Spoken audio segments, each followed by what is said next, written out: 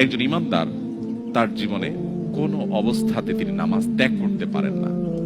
ইসলামে অনেক বিষয়ের ত্যাগ, এটার বিকল্প আছে, কিন্তু নামাজ ত্যাগের বিকল্প নেই। এই জন্য কোনো মুসলিম নামাজ ত্যাগ করতে পারেন না। মুহাম্মদ সাল্লাল্লাহু আলাইহি সাল্লামের সময় মুনাফিক যারা ছিল তারাও নামাজ পড়তো, যারা ভেতরে ভেতরে অমুসলিমদের চর ছিল তারা নামাজের সময় মসজিদে উপস্থিত হতো। এই জন্য এই পরিবেশে যদি আপনি 5 ওয়াক্ত নামাজকে সর্বোচ্চ গুরুত্বের সাথে আদায় করেন, আপনি যদি একাকী কোথাও কোনো অফিসে থাকেন, একাকী নামাজ পড়বেন।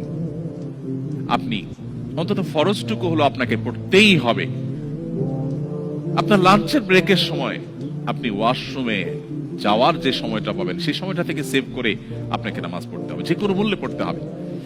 তো যদি কেউ নামাজের ব্যাপারে এই নো কম্প্রোমাইজের জায়গায় যেতে পারে, আশা করা যায় তার ঈমানকে আল্লাহ তাআলা সেভ করবেন।